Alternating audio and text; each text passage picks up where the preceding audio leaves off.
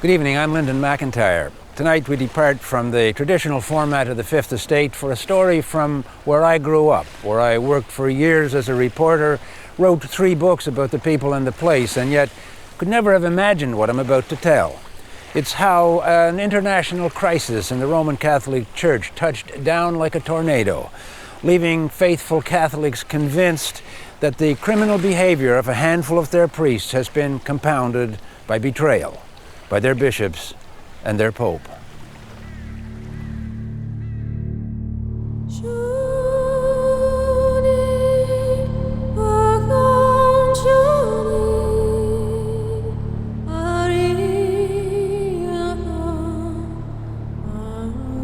I first heard it in church, and you feel like standing up and saying, get lost, fuck off, or whatever, you know? The parishioners are being told, we'll give you first option to buy what we took from you. When they turn around and say, why can we not turn to Rome? It's very difficult to stand in front of people as a priest and say, because Rome won't do it. And I do appreciate that it's a legitimate question. All roads, as we uncover these crimes, lead to Rome, lead to the Vatican.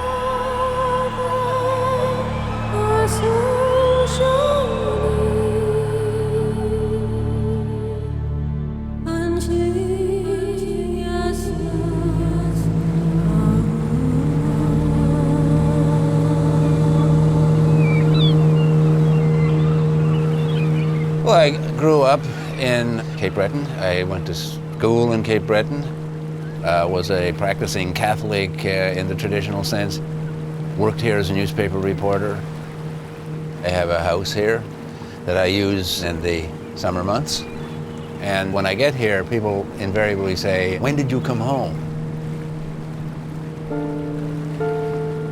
I was aware that sexual abuse had been a factor around here. Sexual abuse has led to the destruction of people's lives. People have killed themselves.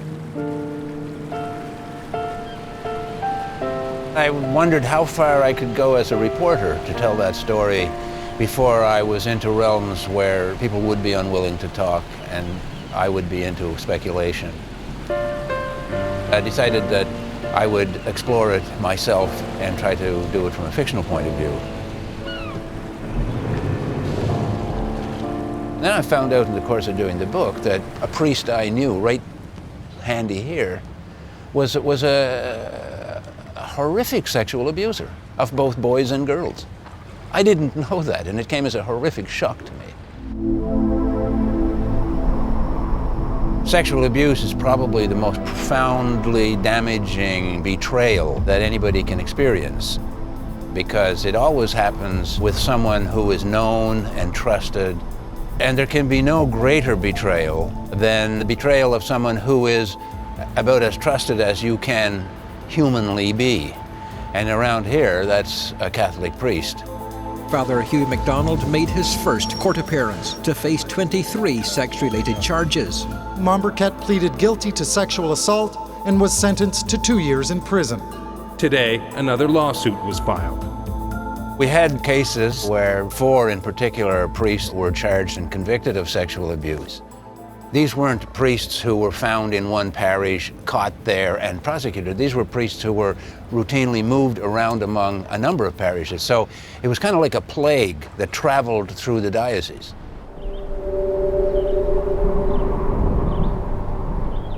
He'd call and say to my mom, I need something done at the church. It was usually me that he asked for. In the beginning, it felt very natural for him to want to give you a hug. When the hugs became different, then an unease set in. It was like, is this something that's really happening? Am I imagining this? When things progressed further than that, it was like, I can't believe this just happened.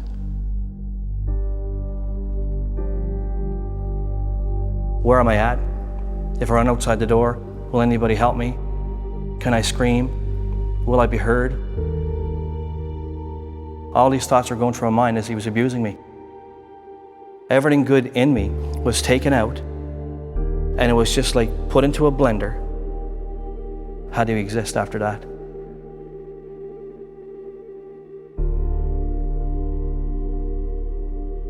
I hated myself. All my pictures, I scraped the faces off them. I didn't want no reminder as a kid. So I got rid of them all.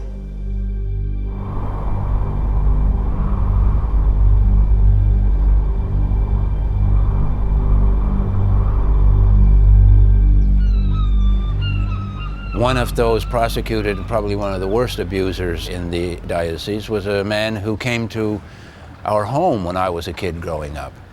He was my uncle's parish priest in the northern part of Cape Breton at the time, and my uncle would bring him to the house, and he was a gregarious, friendly guy who loved music and loved to drink. And everyone thought what a down-to-earth, fine priest he was. Turned out that he was a serial abuser who created havoc all over this place.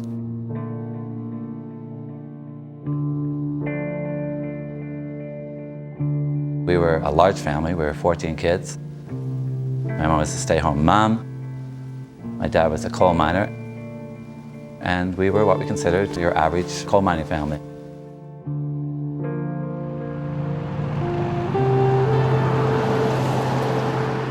I think UV befriended my mother right away. He got in good terms with her. She trusted him. She felt that this was a good place for her kids to be involved with.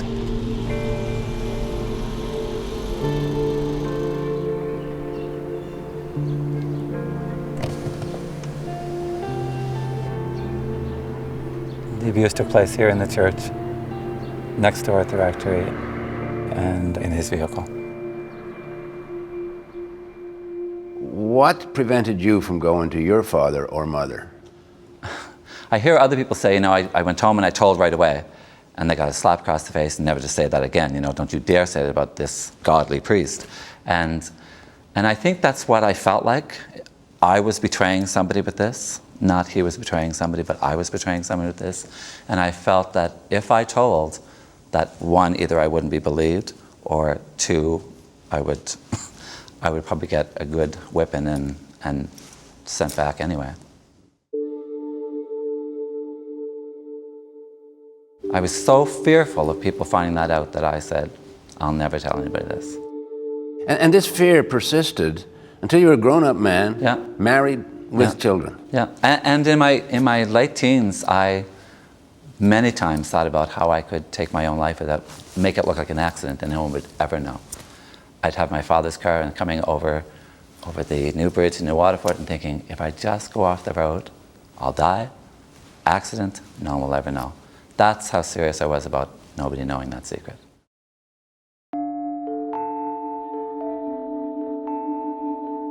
My brother, on April 4th of 2002, went missing. We had a call from his wife saying that David didn't come home today, and that was so unlike him.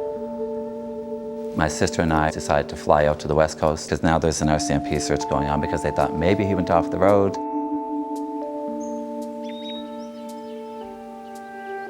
On the 16th day, they had found David. He had taken his own life and left a suicide note. He had taken his own life because he couldn't live with that secret anymore about the abuse from Father UV McDonald. I was so broken by what I just heard, because I thought, had I exposed that secret many, many years ago, then my brother would still be alive. That's how I felt at that point in time. And I've struggled with that for many, many years. I promised my brother that I would make sure that the people responsible for his abuse, and I thought his death, would pay for that, and that would be the Catholic Church of the diocese. Father Hugh MacDonald made his first court appearance. The 80-year-old priest returned voluntarily to Cape Breton from Ontario to face 23 sex-related charges. He eventually died before being held accountable for what he had done. Father McDonald, any comment on the charges, sir? Some people could have said, well, I've tried. We laid criminal charges and we did what we could. But Ron took that obligation to his brother so seriously that he felt he had to do something. A man whose brother killed himself 6 years ago is spearheading a suit against the Diocese of Antigonish. The three things that I want this to do was to get that accountability, to get some type of peace for those victims who had come forward, and to free the people who have never come forward. Are we talking dozens? Are we talking hundreds?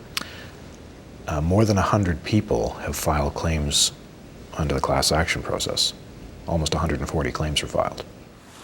The big surprise was that the bishop of the day, Raymond Lahey, was more than anxious to reach an amicable settlement. I guess in religious terms, the victims and the lawyers were looking for a confession that bad things had happened thanks to the misbehavior of some priests, and they wanted an act of contrition that would take the form of some kind of material compensation. And they found that Bishop Lahey was ready to reach some kind of an agreement without a whole lot of pain. He was championing this process, and he was able to speak about it with that kind of passion and that kind of belief. They typically fight these claims vigorously.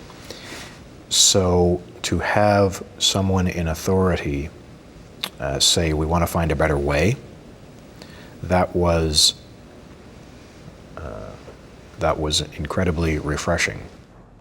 Over the course of 5 years, I really felt that this guy was decent. And I felt really at peace with signing that settlement with him on that day. The Roman Catholic Diocese of Antigonish has agreed to pay up to $13 million to people who were sexually abused by any of its priests. I want them to know how terribly sorry we are, how wrong this abuse was, and how we are now trying to right these past wrongs. Shortly after the big settlement, I happened to be on a reporting assignment in California when somebody contacted me by BlackBerry asking me if I could suggest someone in Antigonish Diocese who could give a reasonable and official comment on the fact that Bishop Raymond Lahey had just been arrested. I thought it was a joke. Sad to say, it was no joke. Today, police say that Bishop Lahey is facing child pornography charges. Do you have anything to say to your parishioner, sir? What was your response when you found out what he was facing? Well, disbelief. You know, the man that you're working with, the man that you're talking to several times a week, the man that you're seeing regularly at meetings and events is not the man that I'm hearing about.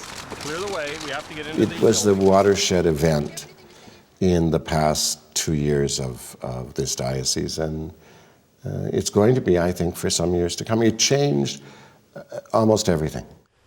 Well, the big change was that a number of sexual abuse survivors decided that they wanted no part of the settlement that Bishop Lahey had negotiated. It was tainted as far as they were concerned, and they launched their own lawsuits against the diocese, and they were insisting that this time they would name and shame the priests that molested them. One of them was a Father Alan MacDonald, who was running amok among the children in a parish just a few miles from where I grew up. Today, another lawsuit was filed.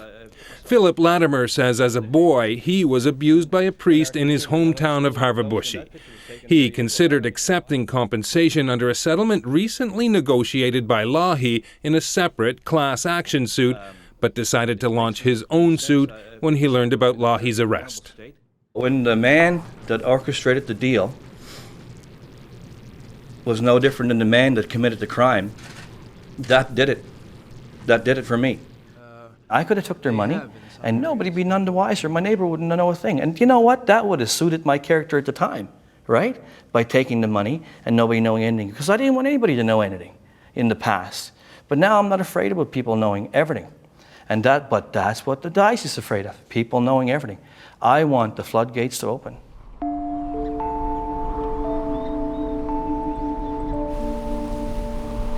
You'd be at the church as an altar boy, and afterwards he'd ask you down to the house. He would give us alcohol and pizza, and possibly ask us down to watch a hockey game. Eventually you'd find yourself there alone.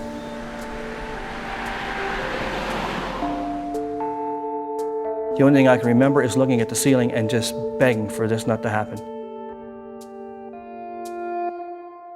There's many victims that can't come forward because they can't even today speak about it. They live in silent horror. There's men in the past from Harbour-Bushy and other areas that has committed suicide, that has died in a drunken car accident. But the question is, why? After it came out, when my brother went through it, right, on TV, it just totally made me start thinking about it all the time. So it didn't necessarily have a good effect when Philip started? No. It just threw you right back into it? Yeah. And what happened? Well, I started drinking a lot more and started doing some drugs and that, and I was thinking back like I could have been a better father. And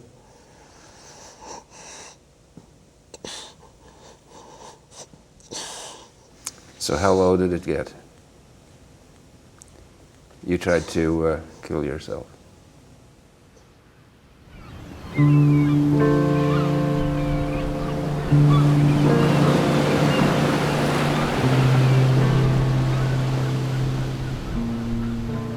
What Antigonish Diocese has added to the discussion is this whole question of accountability.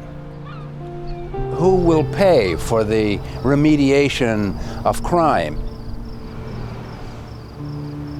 Right now it looks like the people who are obliged to pay are the people who are perhaps less able to pay than any other diocese that I can think of in the country.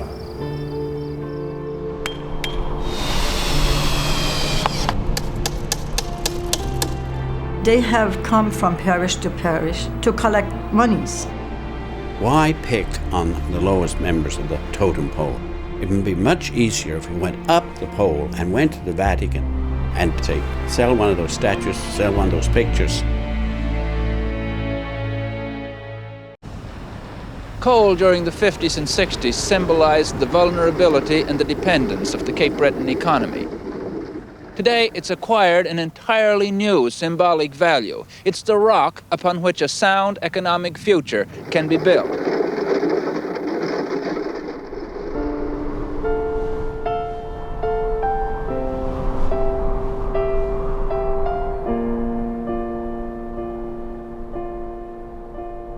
When I worked here as a reporter in the early 70s, there were 10,000 people working in the steel plant here, associated construction, the coal industry, the manufacture of coke, which was the fuel for the steel industry.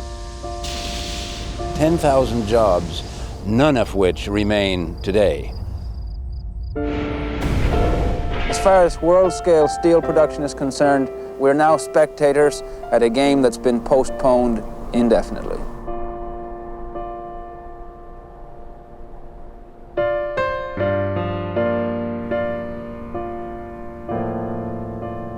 In a single generation, the geography that is enclosed by the Diocese of Antigonish has lost its three principal economic mainstays: coal, mining, steel making, and the ground fishery. This, of course, translates into an economic problem that exacerbates the burden that has been placed on the Catholic population of this area to come up with $18.5 million at last count to compensate people who were victims of sexual abuse over the last half century.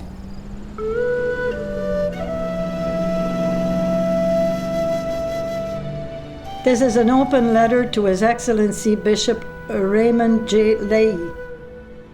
Your Excellency, the Diocese of Antigonish had agreed to a multi-million-dollar settlement in a class action lawsuit involving victims of abuse by its own Roman Catholic priests.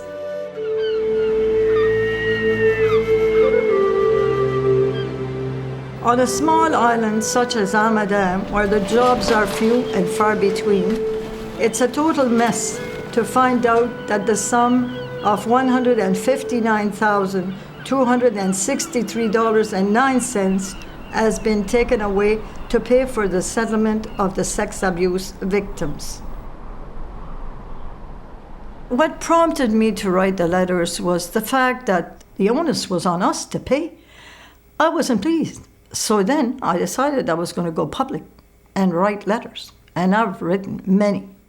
What happens if a parish says, go away, Father Paul. Well, they have said it, some places, and not parishes, but individuals have certainly said, go away. This is not our problem. It's not my problem. You shouldn't be doing this to my parish. Don't get me wrong. I totally agree that they should be compensated. That is a must. But to use the smaller churches where our ancestors have given everything they had, and my parents, monies that they didn't have, to keep their church going and to make their community a better place to live, I think, no, that's wrong. Welcome to another Kelley here at the Mabu Community Centre, and of course, Tuesdays mean more great traditional Scottish music.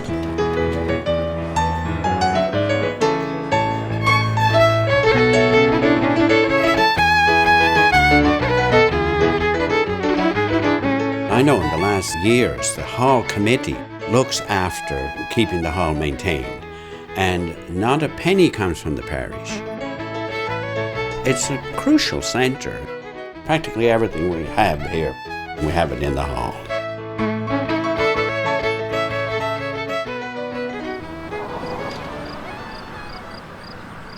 Tell me about how the church got built. They decided to build a new church here because the population, just exploded for a while. Right. So the carpenters came in, and the stonemason was a Rankin, that's Donald Rankin. He put the foundation in, and all the work was done for nothing. I've known Daniel Rankin all my life pretty well. Daniel was a school teacher for many years. He was active in his community. He served in municipal politics. He ran for the Conservatives. I think he does have the gumption to say what a lot of people think. The idea of, this is great, we'll be able to buy our hall back. I just believe, what the hell are we buying our hall back for when we owned it in the first place? That's the... And I'm not moving away from that. How will this change, though, the relationship, do you think, between the church and the people in the communities? I don't think it'll ever change the relationship if you have a good relationship with your local priest. For many of them, it has nothing to do with them or any wrongdoing on their part. But it certainly will change our attitude towards the church in the wider, and certainly towards Rome. For them to say that, okay, well, this is what we're going to be doing, and it doesn't involve any cost to them at all, when really the entire cost of the settlement you could take from a painting down in the Vatican and sell it, and that would be it. Instead, you're beggaring every small church in the area to do it. This is the stuff that is really challenging for people. Am I hearing sympathy? I don't have Am I any hearing answers. sympathy from Father ABBASS? Sure. Sure you would have your sympathy for me. I mean, these are good people. They feel that everything is closing in around them, that all kinds of things are being asked of them. And when they turn around and say, well, where do we look for a little bit of help? It's very difficult to stand in front of people as a priest and say, because Rome won't do it. Hello, everyone. I'm Tom Murphy. There's a change of leadership tonight in a troubled Catholic diocese. Right now, a new bishop is being installed in Antigonish. There will be lots of difficulties, lots of trials, but I have a great sense of hope. Now, the elephant in the room, wherever this conversation happens, is what about Rome? How come it is not taking a particular interest in this particular problem?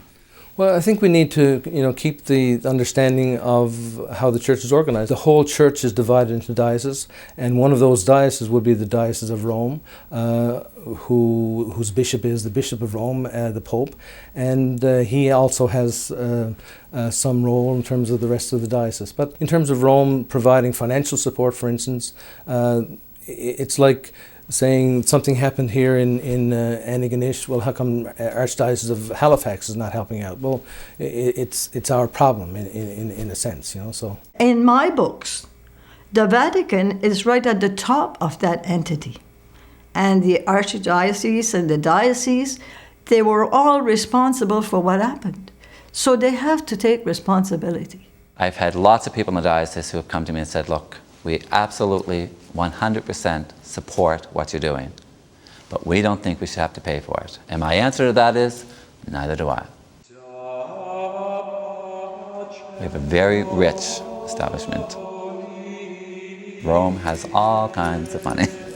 And I think, they are ultimately responsible, They go down to the lowest members of the totem pole and take money.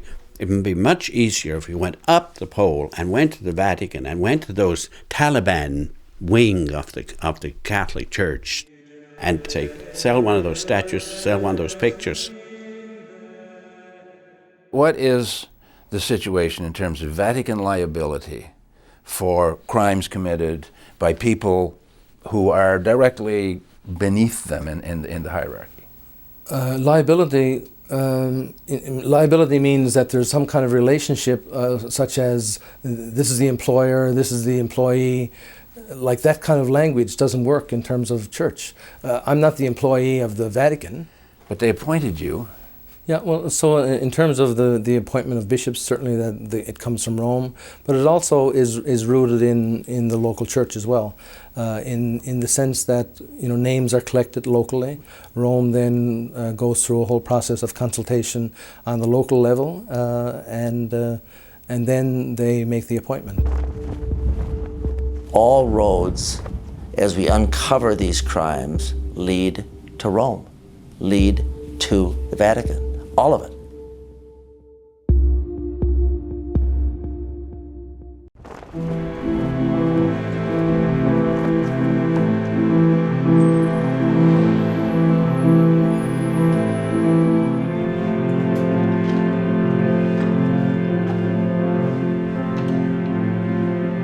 Father Maciel started the Legion of Christ in the 40s in Mexico and became a worldwide inspiration to youth in ministry and formed seminaries across the world. At the same time he recruited all these seminarians, he abused them regularly and repeatedly. This kid depicted here with John Paul II is Father Maciel's biological son, whom he abused for 10 years from ages 7 to 17. And the reality is the Vatican chose to ignore it because Maciel was raising money worldwide and funneling it to the Vatican.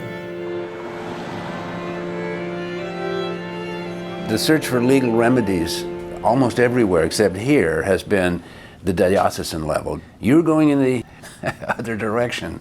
Well, Cardinal Ratzinger is now Pope Benedict, and our focus on him as the Pope is on the station and the power of that office that has misused and abused that power when it comes to child protection. But the legal reality ends at the diocesan level. Well, I don't agree with the proposition that the legal reality ends at the corporation of the bishop.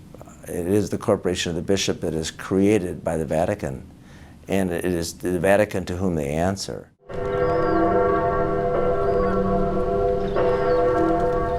Until they are held accountable, they will be the ones responsible for the ongoing, continued, worldwide cover-up of clerical sexual abuse.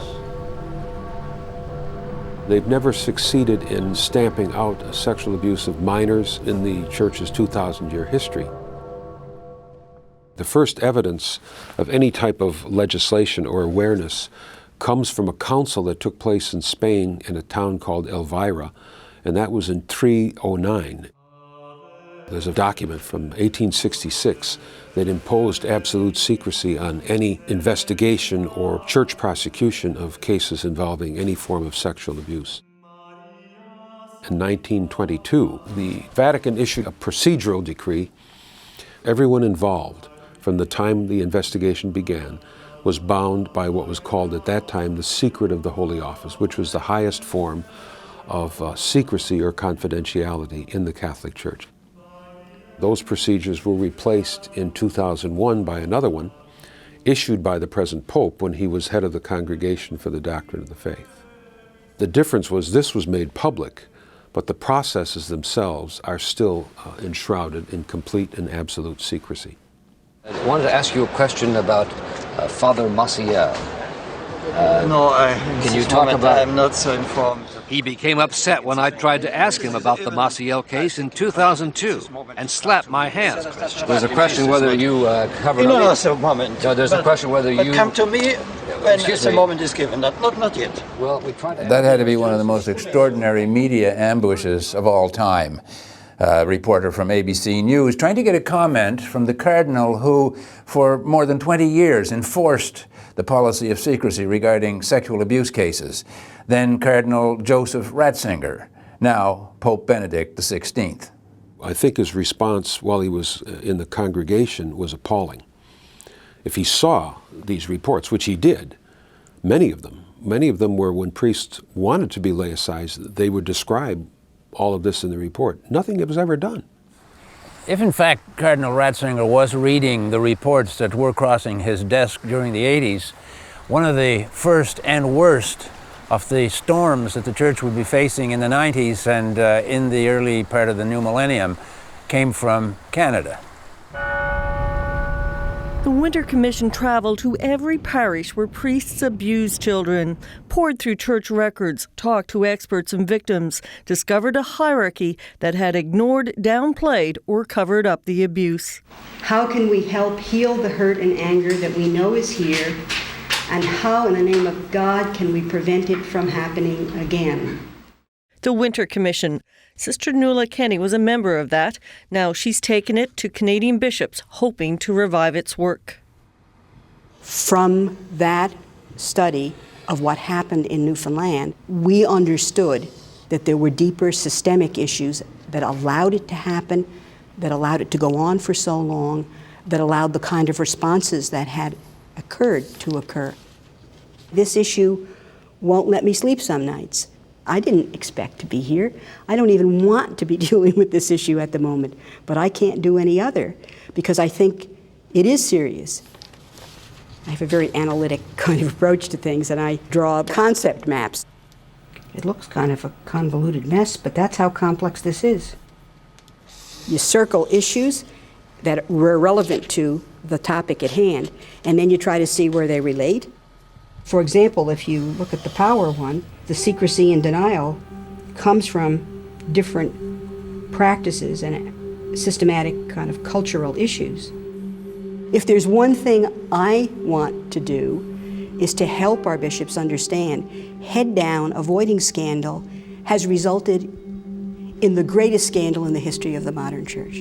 This week, we heard reports of a priest abusing deaf boys at a school in the United States. Police have raided the headquarters of the Belgian Catholic Church in Brussels. There are allegations the Pope himself turned a blind eye to the sexual abuse of children by priests. The crisis stretches the breadth of the continent, and it's reached inside the Pope's native Germany. The Justice Minister here accused the Vatican of obstructing investigations into the alleged abuse.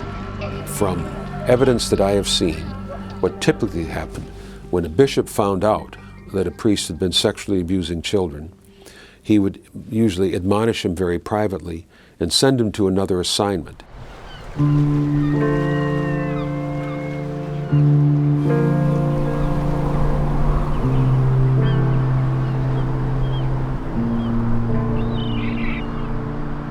I dread coming here now because it brings back such a flood of emotions. It's steeped with tradition for me, it's steeped with history, and yet it's got a lot of pain. Hugh Vincent MacDonald ended up in New Waterford because one of my client's mothers met with the bishop and said, Hugh Vincent MacDonald sexually abused my child. Like most families in Cape Breton, she had a cousin who was a priest. She called her cousin. Her cousin arranged a meeting with the bishop, Bishop Power, and she met personally with Bishop Power to see what should be done about this. Bishop Power convinced her not to go to the police and said he would take care of it, and he did. He moved Hugh Vincent to New Waterford. To St. Agnes. To St. Agnes, where he met Ron Martin and David Martin and many others. Explain to me the rationale by which bishops would move sexual offenders around within a parish rather than just taking them to the local police station. I think there certainly were mistakes made in those years where they weren't where priests were moved around. But I think recently now in our legal settlement we've made a real effort to try to rectify that situation, so that if any kind of charge comes up nowadays, then there's no sense of moving around any priests. They're taken out of ministry. But is it really accurate to say it was a mistake? I mean, this was policy. Well, I don't know if it was a policy in the sense of moving around people who have been offending. There were directives from the Vatican. You're not to go to the civil authorities. You're to avoid scandal. Certainly there was a focus on trying to look at the whole sense of the church and avoiding scandal there. And that may have been one of our faults. Responding to the situation has not been easy. It was sometimes very badly handled. I acknowledge the pain which the Church in America has experienced. In recent months, the Church in Ireland has been severely shaken as a result of the child abuse crisis. I also acknowledge with you the shame and humiliation which all of us have suffered because of these sins. This Pope has been open to apology, but that's words. Actions speak louder than words. And we're now in the U.S. Supreme Court. And some are daunted by it, I'm not. There are legal impediments that the Vatican has thrown up, and they will continue to throw up, and they'll claim an immunity because they're a sovereign, you can't sue them. But you can hold sovereigns responsible, such as the Vatican, for international violations of human rights, systematic cover-up of crimes, such as slavery, genocide, and sexual abuse. And in this case, that's exactly what we have, the systematic cover-up of rape of children. The American courts have consistently supported Anderson's position that, sovereign or not, the Vatican is legally accountable, a position recently validated by the U.S. Supreme Court in what could turn out to be a legal landmark, maybe even here. I don't think the importance can really adequately be imagined or described today, because I think this is opening the door to some very, very serious issues for the institutional church. I think it's gravely important. This is about a spiritual, cultural transformation in the church. There's no small thing here. As far as the church itself and donating, never again.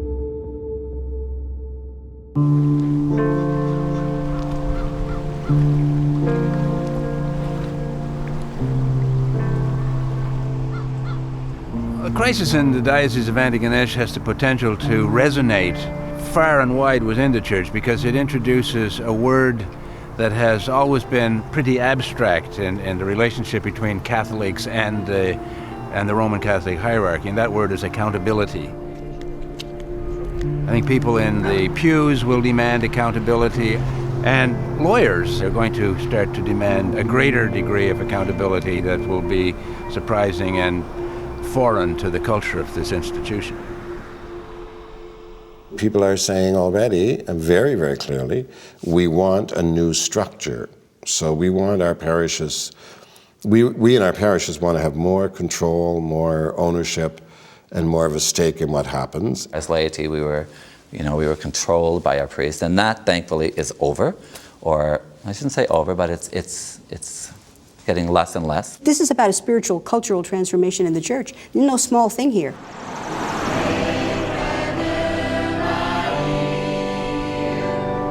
I think there are more and more people who are making a mental split between their faith and the church in ways that they've never done before.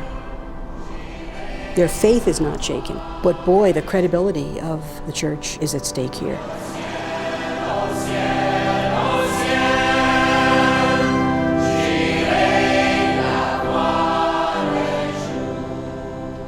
I feel so sad for the abuse victims, and I feel kind of angered towards the hierarchy. All along, they knew what was going on, they were aware of what was going on, and they were moving the priests from parish to parish to repeat the offenses that they were doing. And when I found that out, well, I made a decision that I was not going to take part in that church anymore. Unless there are major, major changes, I will watch Mass for shut-ins from my apartment. Au nom du Père et du Fils et du Saint-Esprit. My faith is my rock, but as far as the church itself and donating, never again will I give another cent. And the reason for that is that if I did that, in my heart, I would feel that I'm accepting what they're doing as being right. And for me, it's wrong. We're trying our best, and that's why, for my part, whenever I'm engaged in this, and you asked me earlier on, how do I work it in my head, I just have to keep coming back to, but this is about victims.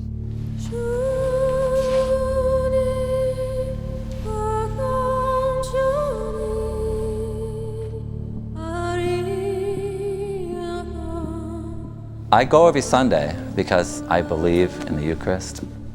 We're a Eucharistic church, and that's why I go.